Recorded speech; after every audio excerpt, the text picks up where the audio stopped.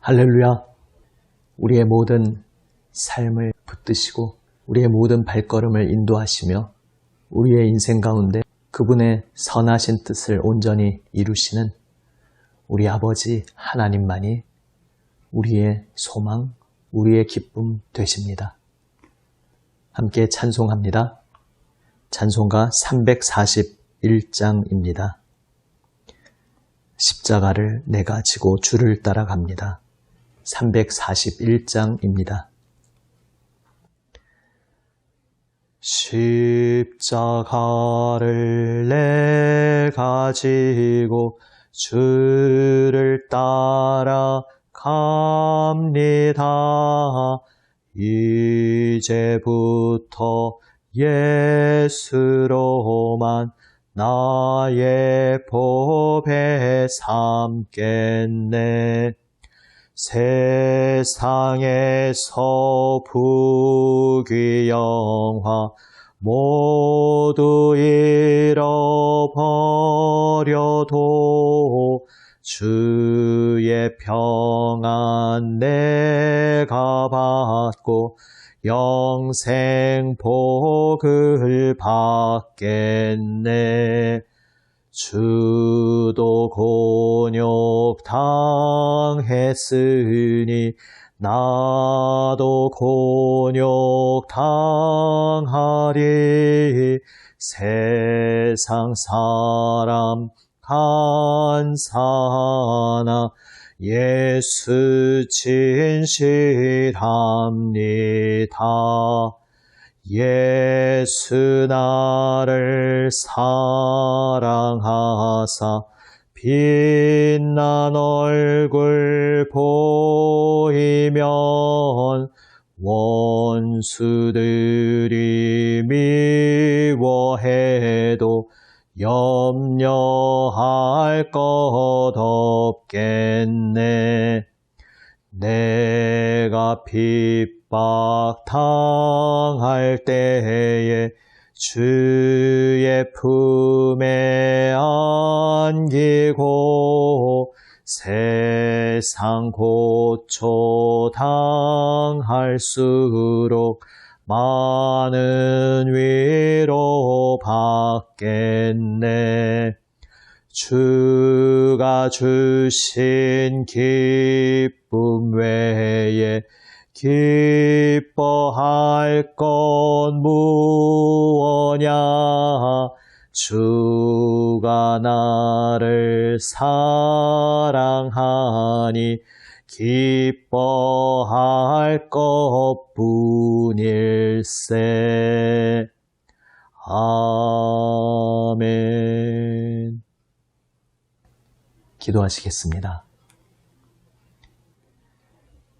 아버지 하나님, 주님 앞에 나와 엎드려 주님 말씀만 기다립니다.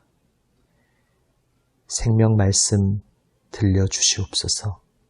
오직 주님 말씀으로 저희를 붙들어 주시고 주님 생명길로 인도하여 주시옵소서.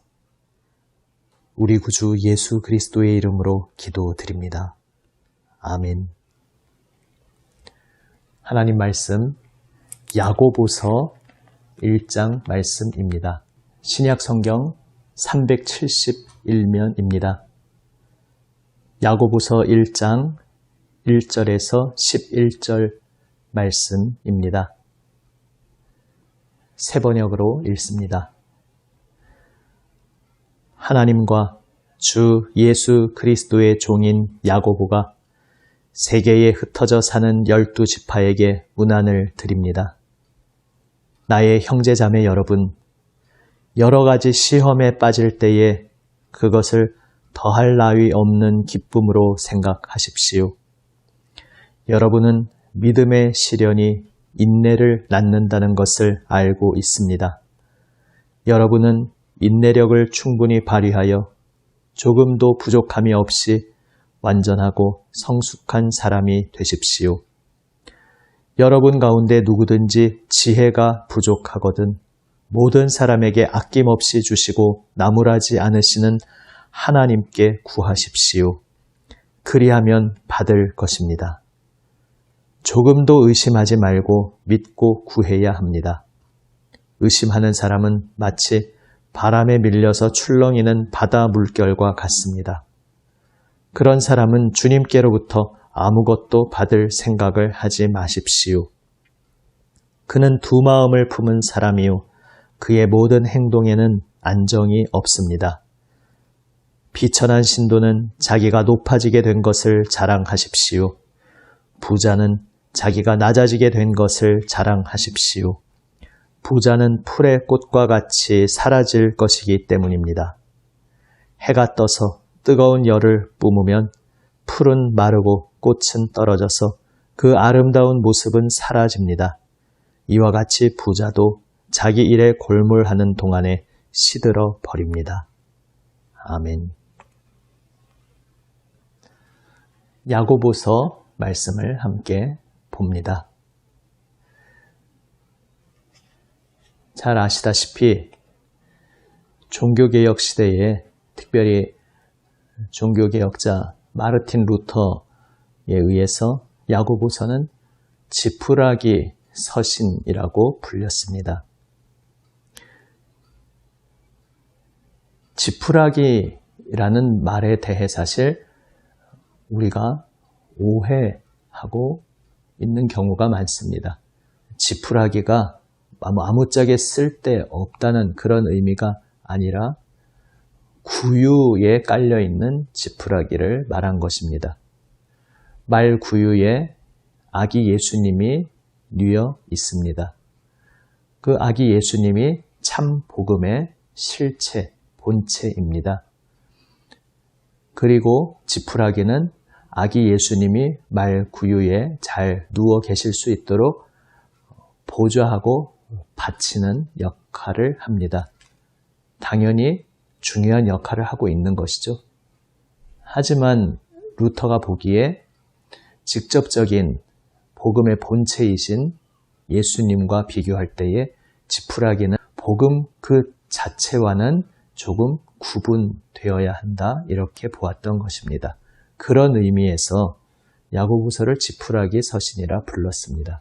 그 오해를 바로 잡는다고 하더라도 루터가 야고보서에는 예수 그리스도의 복음이 온전히 직접적으로 드러나지는 않는다는 그러한 아쉬움을 표한 것은 사실입니다. 그런데 과연 루터가 보았듯이 야고보서에는 복음의 핵심, 복음의 정수가 직접적으로 잘 담겨있지 않는 것이겠습니까?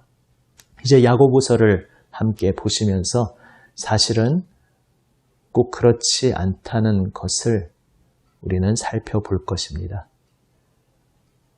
말하는 방식이 다를 뿐 야고보서는 우리 주 예수님의 복음을 우리에게 선포하고 있습니다.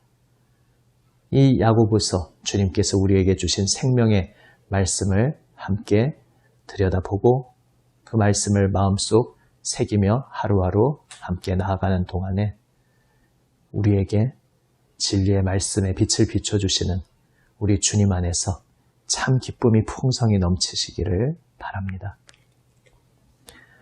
오늘 본문 말씀에서 야고보는 흩어져 사는 12지파에 문안한다 이야기하고 있습니다. 얼핏 보면 온 세계에 흩어져 있는 소위 디아스포라인 유대인들에게 편지를 쓰는 것처럼 보입니다. 12지파라고 말하니 그렇습니다. 하지만 이것은 상징적으로 이야기하는 것입니다. 예수님의 이름을 믿는 교회, 주님의 성도들이 바로 새 이스라엘임을 고백하고 있는 것입니다. 오늘 먼저 등장한 주제가 바로 시련, 고난입니다. 그런데 그 앞에 먼저 사실 등장한 주제가 있습니다. 바로 기쁨입니다. 어떠한 기쁨입니까? 여러 가지 시험, 우리가 인생 살면서 만날 수 있는, 겪을 수 있는 온갖 종류의 다양한 시험이 우리 인생의 쓰나미와 같이, 폭풍같이 밀려올 때에 그것을 기뻐하라, 말씀하고 있습니다. 흔히 이런 식의 메시지를 들어보셨을지 모르겠습니다. 하나님이 기뻐하라고 명령하셨다. 명령하셨으니까 기뻐하는 것이 마땅하다. 그러니까 무조건 기뻐하라. 흔히 오해할 수 있는 메시지 중에 하나일 수 있습니다. 기뻐하라고 명령하시니까 그래 기뻐해야겠구나 하는데 사실 내 마음이 고난 속에서 힘겨움에 쓴물이 올라오고 탄식이 나오는데 기뻐하라고 명령하셨으니까 기뻐해야겠다라고 해서 그냥 기뻐지기는 쉽지가 않습니다. 고난이 닥쳐오는데 왜 그 모든 온갖 종류의 고난에 대해서 기뻐할 수 있겠습니까? 그것을 3절에서 말씀하고 있습니다. 믿음의 시련이 인내를 낳기 때문이다. 믿음의 시련이라고 할 때 이 시련이라는 단어는 검증, 이러한 의미를 가지고 있는 단어입니다. 다시 말해서 고난이 닥쳐왔더니 그 속에서 정말로 소중한 것이 무엇인지 발견되고 확인되고 검증되었다는 것입니다. 예수 그리스도 안에서 거듭난 새 생명 얻은 내 존재 속에 변치 않고 결코 사라지지 않고 끝까지 그 뿌리에 살아있어 존재하는 것이 무엇인지 입증된다는 것입니다. 영원하지 못한 것들이 다 사라져 버렸을 때에 내가 여전히 미련을 가지고 내심 의지하고 붙잡으려 하던 것들이 다 신기루와 같이 사라져 버렸을 때에 그래서 그 무엇도 의지할 것 없는 자리에 떨어졌을 때에 비로소 거기서 우리는 발견하게 된다는 것입니다. 다 사라져 버리지만 내 안에 하나가 남아있구나. 그 하나는 결코 사라지지 않는 영원한 것이구나. 그것이 내 생명이요. 나를 지탱해주는 나의 모든 것이 되는구나. 이것을 우리는 발견하게 된다는 것입니다. 우리 안에 살아계신 주님. 그 주님께서 나를 붙들어 주시고 있다는 사실. 그래서 주님 손에 붙들린 내가 연약하고 부족하지만 다 잃어버린 것 같은 그 자리에서 주님을 바라볼 수 있다는 것. 예수님만 사랑하고 오직 예수님만 의지할 수 있다는 것. 오직 그 하나가 나의 유일한 하나요. 그것이 내 모든 것이라는 사실을 발견하게 된다는 것입니다. 고난의 쓰나미가 풍랑이 모든 것을 다 쓸어버리고 다 가져간 뒤에도 여전히 사라지지 않고 남아있는 것을 우리는 보게 된다는 것입니다. 내가 살아있구나. 주 예수님이 내 안에 살아계시기 때문에 그분 안에서 내가 살아있구나. 주님의 은혜에 힘입어서 내가 지금 주님만 붙잡게 되었구나. 이것을 발견하게 된다는 것이 믿음의 시련입니다. 그리고 그 믿음의 시련, 믿음의 검증은 인내를 낳습니다. 여기 새번역에서는 낳는다라고 번역했습니다. 개역 개정에서는 믿음의 시련이 인내를 만들어내는 줄 너희가 알미라 이렇게 번역했습니다. 여기서 믿음의 시련이 인내에 작용한다 이러한 의미입니다. 인내가 작동하게 한다는 것입니다. 인내라는 주제에 대해서도 몇 번 말씀드린 적이 있습니다. 성경에서 말씀하는 인내는 내가 이를 악물고 참는다 이런 것이 아니다 말씀드렸습니다. 성경에서 말씀하는 인내는 우리가 교리에 고백할 때 견인이라는 그 단어입니다. 주님께서 나를 붙들어 주고 계셔서 나를 붙들어 주고 계시는 그 주님 손에 붙들린 내가 그 주님 손에 붙들려서 주님이 작정하신 목적지를 향해 계속 한 걸음 한 걸음 나아가게 되는 것. 그것이 바로 성경이 말씀하는 인내입니다. 그래서 내가 내 힘으로 참아내고 견딘다는 것이 아니라 나를 포기하지 않으시고 나를 향하여 변치 않으시는 사랑으로, 은혜로, 자비로, 긍휼로 오늘도 내 곁에서 나를 꽉 끌어안아주고 계시는 주님, 나를 그 능하신 팔로 든든하게 붙들어주고 계시는 그 주님을 내가 오늘도 만나 뵙고 오늘도 경험하면서 그 주님 품에 나를 다 맡기고, 그래서 다른 곳으로 이탈하지 않고 오늘도 주님 손에 붙들려서 주님이 나를 이끌어 주시는 그 길 위에서 계속 나는 이 여정을 걸어갑니다. 계속 이 믿음의 여정, 주님을 따라 걷습니다. 바로 이것이 인내의 의미입니다. 주님께서 우리를 붙들어 주시고 끝까지 끌어 주시고, 우리는 그 주님 손에 나를 온전히 맡기고 끝까지 주님 품에 머물러 있는다. 이것이 인내입니다. 인내를 온전히 이루라. 개역개정에서는 4절에서 그렇게 번역하고 있습니다. 묵상집의 새 번역에서도 인내력을 충분히 발휘하라 이렇게 번역하고 있습니다. 하지만 둘 다 조금은 아쉬운 번역일 수 있습니다. 인내의 작동, 인내가 일하고 작동하고 역사한다. 바로 그러한 의미입니다. 새 번역이나 개역 개정이나 다 무언가 우리가 인내를 우리 힘으로 우리가 주체가 되어서 이루고 발휘하는 것처럼 느껴질 수 있습니다. 하지만 원어에서 말씀하고 있는 것은 주체가 우리가 아닙니다. 인내의 작동, 인내의 역사가 그 주체입니다.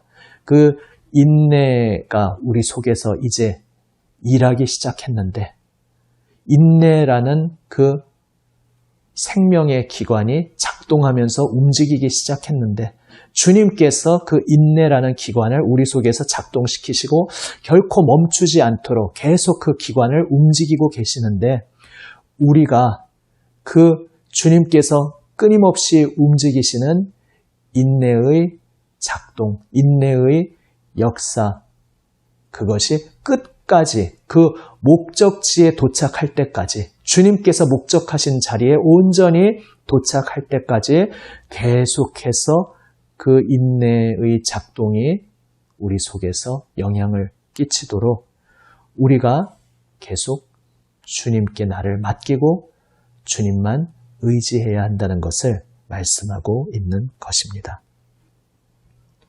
그러할 때에 우리는 부족함이 없이 완전하고 성숙한 목적지에 도착하게 됩니다. 예수 그리스도의 온전한 형상, 우리를 향하여 주님께서 품으신 그 아름다운 목적지에 이르게 됩니다. 그리고 그 목적지에 완성된 목적에 도착하기까지 우리 안에서 새 일을 시작하신 주님의 그 역사, 인내의 역사가 계속 우리 속에서 작동한다는 것입니다.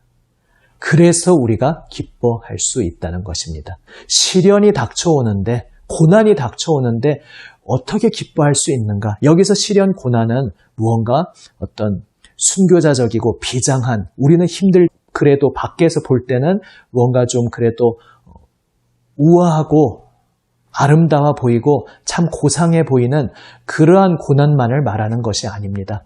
사실 우리 주님 예수님께서 받으신 고난을 생각해 보십시오.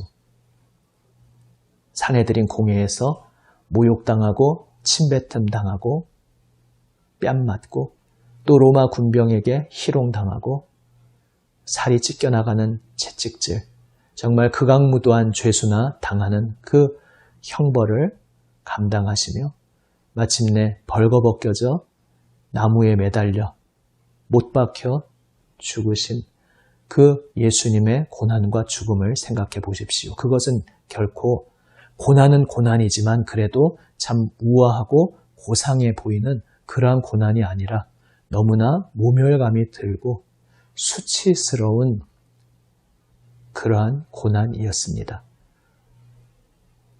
주 예수님을 따르며 믿음의 길을 걸어갈 때에 그러한 것도 포함된 온갖 종류의 고난이 우리에게 몰려올 수 있습니다. 그런데 우리가 어떻게 기뻐할 수 있습니까? 그 고난 속에서 씻겨나갈 것들이 다 씻겨나가고 주님만이 나의 모든 것이군요.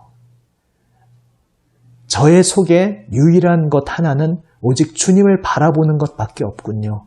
저는 주님을 바라보기 위해 창조되고 태어난 존재군요. 주님만이 저의 모든 것 되십니다.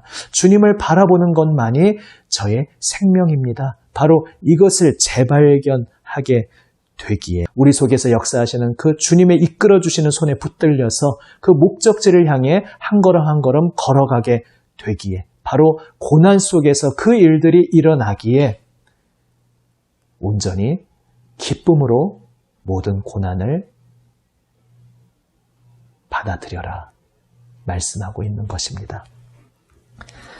찬송가 341장에 그것을 가사에서 잘 표현하고 있습니다. 3절 가사입니다. 내가 핍박당할 때에 주의 품에 안기고 세상 고초 당할수록 많은 위로 받겠네. 주가 주신 기쁨 외에 기뻐할 것 무엇냐? 주가 나를 사랑하니 기뻐할 것 뿐일세. 아멘. 고난 중에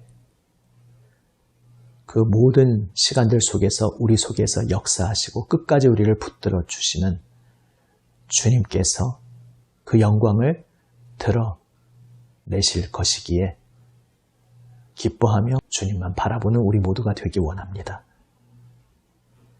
그러나 참 쉽지 않습니다. 고난이 정신없이 닥쳐올 때에 우리가 그것을 이렇게 믿음의 시각으로 바라보기가 참 쉽지 않습니다. 그래서 주님께서 지혜를 구하라 말씀하셨습니다. 지혜란 무엇입니까? 이 세상을 보면서 착각해서 잘못된 일그러진 시각으로 잘못 보는 것이 아니라 제대로 보는 것입니다. 이 지혜의 주제가 또 앞으로 계속되는 중요한 주제인데 좀 더 앞으로 펼쳐질 자세한 내용은 또 앞으로 나오는 본문에서 나누도록 하겠습니다. 일단 오늘 본문에서는 바로 고난 속에서 온전히 기뻐할 수 있는 것, 이 시간 속에 주님만이 나의 모든 것 되심이 드러나겠구나. 이 시간 속에 내 안에 주님 살아계시고 주님 향한 내 믿음이 정말 살아있는 믿음이라는 것이 정말 체험되는 시간이겠구나. 그리고 주님께서 나를 끝까지 붙들어 주시겠구나. 이것을 우리가 참 깨닫기가 쉽지 않은데 그것을 깨닫게 도와주시는 것이 바로 주님의 지혜입니다. 그래서 주님, 저로 하여금 기억하게 하여 주십시오. 낙심하여 주저앉았을 때에 이것을 기억하며 이것을 바라보며 소망 중에 기뻐하며 주님만 붙잡게 하여 주십시오. 바로 이 고백으로 지혜를 구하라 말씀하고 있는 것입니다. 구할 때에 두 마음을 품지 말라 말씀하십니다. 의심하지 말고 개역개정이나 새번역이나 다 그렇게 번역했는데 사실은 좀 오해의 소지가 있을 수도 있는 번역입니다. 이걸 의심이라고 번역을 하면 내가 기도할 때에 조금 더 의심을 하면 안 되는데 이런 식으로 받아들이고 그래서 반대로 뒤집어서 내가 무언가 확신을 가지고 자기 확신을 가지고 자기 암시를 걸면서 조금 더 흔들리지 않고 확신을 가지고 믿으면 다 이루어진다. 생각하는 대로 내가 상상하는 대로 내가 꿈꾸는 대로 다 이루어진다. 이렇게 엉뚱한 해석으로 나아가 버릴 수가 있습니다. 여기서 의심하지 말라는 것은 자기 정죄, 자기 판단에 빠지지 말라는 말씀입니다. 원어의 뜻이 그렇습니다. 그리고 그것은 무엇이겠습니까? 내가 주님 앞에 기도할 때에 죄책감이 들면서 내가 주님을 온전히 바라보는 것이 아니라 비유하자면 여전히 죄의 구덩이 속에서 지내고 싶어서 내 한 발을 그 죄의 오물 구덩이에 담가놓고 있으면서 주님 저를 죄에서 건져 주십시오. 이렇게 기도한다면 그런데 사실 내 마음속에서는 내심 계속 그 죄의 구덩이에 안주하고 싶어 한다면 그 두 마음의 기도가 응답되겠느냐 말씀하시는 것입니다. 내가 지금 주님의 말씀을 외면하고 등 돌리면서 어둠을 바라보고 있는 것이 있다면 그 모든 것들을 정리하고 오직 순전한 마음으로 정말로 주님의 빛에 거하기를 사모하며 모든 것들 십자가 앞에 내려놓고 죄의 정욕을 십자가에 못 박고 오늘도 오직 주님의 은혜를 의지하며 주님만 바라보라는 말씀이 의심하지 말라는 말씀입니다. 그래서 그 뒤에 재물에 대한 주제가 나옵니다. 당시 성도들이 많은 고난 속에서 유혹이 들어올 수 있었습니다. 손쉽게 세상적 방법에 편승해서 손쉽게 재물을 얻고 손쉽게 힘을 얻어서 지금 이 위기, 어려움을 손쉽게 타게 하는, 벗어나는 그러한 길을 선택하고자 하는 그러한 유혹에 빠질 수 있었습니다. 그러나 주님은 말씀하십니다. 이 세상의 재물, 이 세상의 권력, 이 땅의 힘은 다 헛된 것 아니냐. 두 마음을 품지 말고 오직 주 예수 그리스도 안에 모든 것이 있음을 기억하며 주 예수님의 기쁨이 되고 주 예수님을 사랑하는 거기에 우리 인생의 열쇠가 있고 우리 마음에 참된 답이 있음을 기억하며 오직 지혜를 구하라. 바라보아야 할 것을 제대로 바라보고 시련 중에서도 기뻐할 수 있도록 주님의 마음을 온전히 알 수 있도록 지혜를 구하라 말씀하고 계십니다. 사랑하는 여러분, 주님의 사랑받는 여러분, 지금도 참 많은 고난이 닥쳐오고 있는 때입니다. 믿는 성도들의 연약함과 부족함, 또 일그러진 모습으로 인해서 당하는 비방과 고난도 있습니다. 또 개개인의 입장에서 볼 때는 내가 그렇게 한 것은 아닌데 나는 참 균형 잡힌 건강한 믿음을 사모하면서 그렇게 걸어갔는데 일부 이상한 길로 가는 분들을 인해 다 오물을 뒤집어 쓰고 있다는 그러한 안타까움도 있을 수 있습니다. 정말 이 믿음의 길을 어떻게 지켜오며 걸어왔는데 지금 급변하고 정신없이 밀어닥치는 속에서 도대체 믿음의 길을 어떻게 지켜야 할 것인지 정말 모든 것이 무너져 내리는 그러한 경험을 하고 계실 수도 있습니다. 바로 그것이 여러 가지 시험, 온갖 종류의 고난입니다. 그리고 그 속에서 오늘 우리는 주님의 지혜를 구해야겠습니다. 야고보서 뒤에 나오듯이 땅의 지혜가 아니라 분쟁케 하고 시기케 하고 갈라지게 하는 이 땅의 지혜가 아니라 성결하고 순전한 하늘로부터의 지혜를 구하는 우리가 되어야겠습니다. 지혜를 구할 때에 주님께서 우리에게 지혜를 주시고 이 믿음 속에서 참되신 주님만 온전히 붙들고 우리 속에서 작동하는 주님의 붙들어 주시는 그 주님의 견인의 손길이 주님의 아름다운 목적지로 우리를 이끌어 가시는 그 한 걸음 한 걸음을 우리 삶의 자리에서 생생하게 체험하게 될 것입니다. 오늘도 그 주님만 바라보며 주님께 지혜를 구하며 주님 앞에 엎드리는 우리 모두가 되기 원합니다. 기도하시겠습니다. 아버지 하나님, 말씀해 주시옵소서. 지혜를 주시옵소서.